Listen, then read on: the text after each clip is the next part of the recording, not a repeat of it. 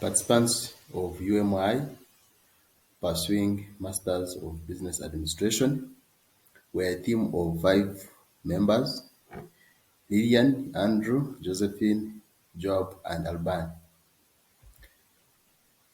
Our presentation has the following contents: introduction, the public sector comparator, weakness of using the public sector comparator in assessing value for money, suggestions to reduce the weaknesses that reside in the adoption of the public sector comparator. Then we shall look at references. The theme of our presentation is public sector comparator as a tool in undertaking value for money assessments for PPP projects or procurement. Question A of our presentation illustrates the working of the public sector comparator in undertaking value for money analysis. Public-private partnerships (PPPs) refers to the procurement model where both public and private sectors are committed to a long-term relationship, usually for many years. They are mechanisms for the government to procure and implement public infrastructure and or services using the resources and expertise of private sector. Below is a picture of Ojagali Dam on River Nile in Jinja. It is one of the public-private partnerships projects that have been carried out in Uganda. Public-private partnerships are long-term contracts for providing a public asset or service in which the private party bears significant risk and management responsibility as defined by World Bank Institute. Value for money, therefore, refers to the best available outcome from a comparative analysis of all benefits, costs, and risks over the whole life of the procurement. Under value for money, the project is assessed regarding the key aspects of attaining economy, efficiency, effectiveness, and equity, as defined by Ministry of Finance, Planning and Economic Development in 2017. Value for money analysis can also have different approaches, including full cost benefit analysis, PSC, PPP comparison, and competitive bidding. Thank you. I request my brother Job take you in the next presentation. Introduction. My name is Joab, and I'm talking about a public sector cooperator.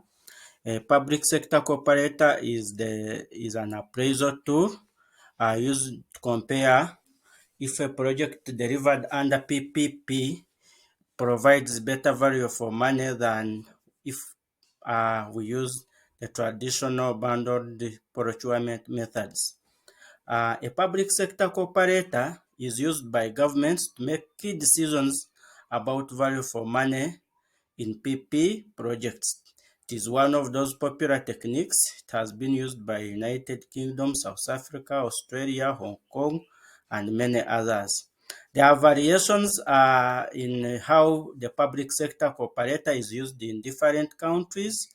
However, there are commonalities. So there are 4 main components of a public sector comparator, and one of those is the raw component of a public sector comparator, which mainly looks at the best cost of delivering a project under public procurement. Another component is called the competitive neutrality, which tries to adjust the public sector or the best cost to remove distortions due to competitive advantages of government. For example, government will be having free land, might not need to pay taxes. So all those have to be adjusted such that the public sector bid can be easily compared with a PPP bid.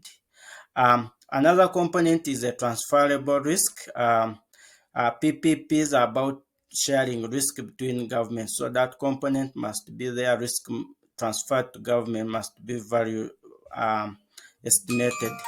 Then there is a retained risk. How much risk will government be retaining if it deliver the project under PPP? In Uganda, also we use a public sector cooperator but generally, Uganda uses an integrative approach in appraisal of all developmental projects, including PPP. Key decision rule is that the project should be delivered as a PPP only if there is better value for money than traditional procurement approach. And in Uganda, we normally do this prior to the invitation of public-private, prior to invitation of private bids. Two methods are used, quantitative method or approach and a quantitative approach. Quickly, the quantitative approach involves constructing a financial model, and in this case, two hypothetical models are constructed. One model is purely public procurement model, including the risks of project, and the second model is a hypothetical public and hypothetical private sector bid. Um, um, While using the quantitative approach, the first step is provide the technical definition in terms of output, the costs associated with the lifetime of the project using recent data. Then you have to project the revenues that will accrue in the lifetime of the project.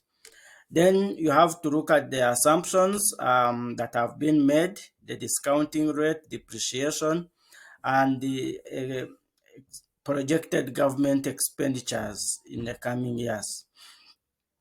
Again, key to construction of public sector cooperator is the risk. You have to allocate risk, you have to identify the risks and the probabilities of occurrence and their impact, and then you attach cost. Then you have to look at the costs associated with mitigating those risks, maybe insurance costs. And then at the end, you construct what we call a risk allocation matrix. How much risk is going to public, how much risk is retained, is going to private sector. Then you have the adjusted public sector cooperator model. If after the adjustment, the project is still affordable, then you can proceed to compare with the hypothetical public sector bid. Let me call upon my colleague Lillian to take us through the construction of a hypothetical private sector bid. Thank you very much. Thank you, Joab. Next is to construct the PP model, where the public sector estimates a hypothetical private party bid. Then the following steps are undertaken. We confirm the type of PPP contract, after which, as referred to the diagram below, we describe the PPP project structure and sources of funding like private debt and private equity. Then we develop the core components of the PPP payment mechanisms, calculate and consolidate all costs, after which we construct the PPP reference model and explain all assumptions. These assumptions should be similar to those that were used when constructing the public sector comparator on inflation, discount rate, depreciation, among others. Risk allocation is equally attached to this model. Once the models have been established, one compares the risk-adjusted public sector comparator and the PPP reference model. One of these two should be able to indicate if the public sector should continue the PPP tendering or not. The PPP reference model provides the benchmark against which to compare private sector bids in subsequent procurement, as illustrated in the figure below. The graph below is adopted from Uganda Ministry of Finance, Planning and Economic Development 2017 and modified by the participants. The first graph shows the public sector affordability limit, which is at 400 million. The second is the best case public sector comparator, which is at 200 million. The third is a risk-adjusted public sector comparator, which is at 360. And lastly, we have the PPP winning bid, the one that is value for money bid at 330. From the figure above, two things should be noted. First, the risk-adjusted public sector comparator and the PPP reference models are above the affordability limit. If the risk-adjusted public sector comparator and the PPP reference model are above the affordability limit, then this project should be dropped or not pursued. If there is no savings from the PPP reference model compared to the risk-adjusted public sector comparator, then the project should not be procured using a PPP, but rather employ traditional approach. Note that the value for money, if positive, is positive if when the TIP cost of provision adjusted by risk is higher than the cost of provision by PPP. When the value for money is negative, the risk-adjusted cost of private providers will be higher than the TIP. In this case, the value for value is destroyed if it is structured as a PPP. This idea can further be illustrated by the equation below. The formula, as you can see, is below, and the variables have been defined. Lastly, we have the qualitative approach. This approach is used where the experience with PPPs is limited. Historical data where experience with PPP is limited, historical data to facilitate quantitative estimates may not be available. Under such circumstances, a qualitative public sector comparator may surface. This qualitative public sector comparator assessment is based on the analysis of proposed project structure, risk allocation, and other factors. It tests whether the PPP arrangement is likely to yield net benefits compared to traditional public sector procurement. It considers factors such as general viability of the project and the public alternative, whether the project has sufficient scope for private innovation or efficiency, performance regime of the private party, incentive impact of the private party, capability and interests of the firm, of the firms, manageability of the project, and lastly, the involvement of lenders and their oversight. The above quantitative and qualitative approaches illustrate the working of the public sector comparator in understanding value for money analysis. At this point, I would like to invite Alban to take us on to the next part of the question. Thank you. I'll be looking at the weaknesses of using the public sector comparator in assessing value for money, and also the suggestions that we can provide to reduce these weaknesses. The implementation of the public sector comparator has been a trademark of most countries across the world in establishing value for money for PPP projects. Well, despite its wide use, it has several weaknesses. To begin with, data inaccuracy. Even in developed nations, there is lack of many objective data points upon which to build expense projections. So it's nearly hard to predict with any degree of accuracy how much a project will cost to operate over the total project life without such data. Then you have omitted risks, and these risks include significant uncertainty as well as significant potential impacts on project costs, yet are challenging to assess. One to be renegotiation of contracts, and then in particularly developing countries. Another is allowing a project to fail. The government always comes to step in to save the private contractor. So these are rarely anticipated, and project costs modified for such concerns is a big, big risk.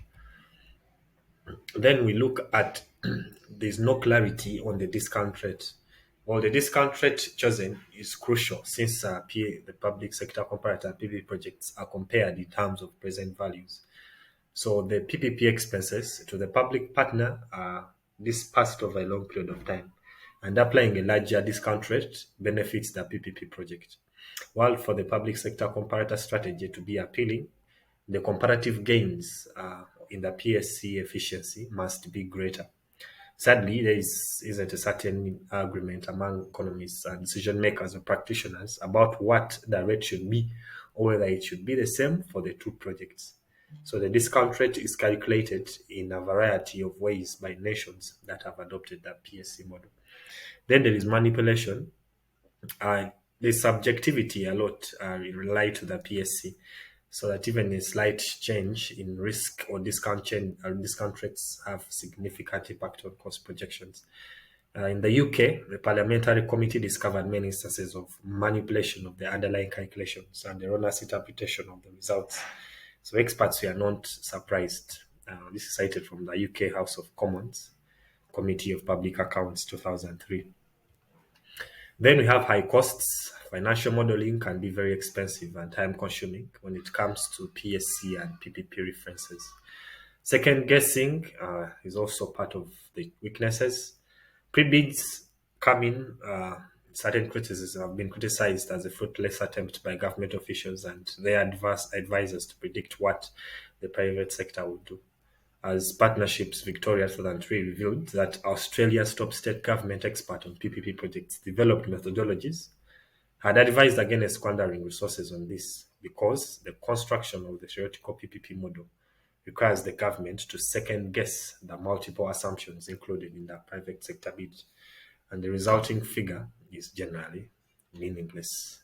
So we have results from post-bid that are always too late. By the time the PPP reference is created, the costs are different. And by the time the bids are out, costs have changed. And it's always hard to terminate this process just because the bid prices are more than what the public sector comparator anticipated. Then there is no substitutes in the public sector. So the PSC does not relate, if the PSC does not relate to a project that could be carried out by the private, if private finance is not available, then it's generally meaningless. The Fitzgerald report in Australia advised against the use of the PSC comparison when using the public sector as not a reasonable choice. Over to you. Thank you.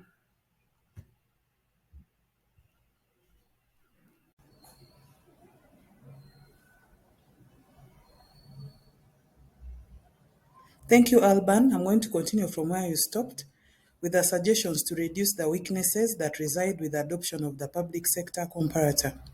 Proper and careful documentation of the reasons why to use the private sector to create infrastructure services rather than the more standard public sector approach. The public sector comparator compels supporting organizations to consider how much it currently costs to deliver comparable services, what risks the project entails, and how best to mitigate those risks in the eventual public-private sector project. It makes sense to perform a public sector comparator comparison for one or more representative projects of various types. This will then be used as a basis to ensure that the public sector comparator is compared against this. The other way is to, in some cases, use the public sector comparator less as an expert opinion for persuading stakeholders that a project is affordable and offers value for money, and more as a means of reaching consensus among stakeholders about what features a project should have. However, it should be noted that in many countries, the public sector comparator method, which is mostly used in some industrialized nations, might not be the ideal approach. A comparison between the net economic benefits of a project and those of the status quo alternatives can still be made and documented in circumstances where developing countries lack public funding for infrastructure projects, making the development and effective use of public sector comparators impractical.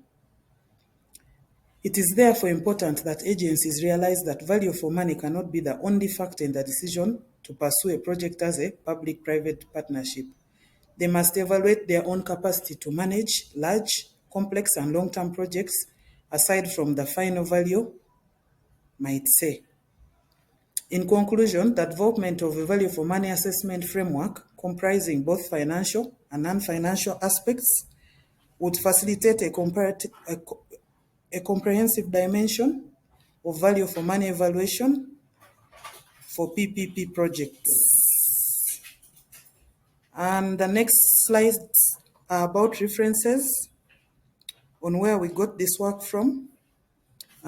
We used data from different places, such as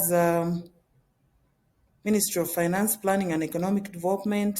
We used articles from Asian Social Science.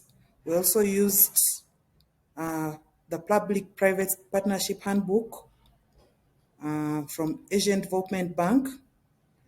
We also used information from the Public-Private Partnership Act 2015 of the Republic of Uganda. Thank you very much, colleagues. We come to the end of the slides.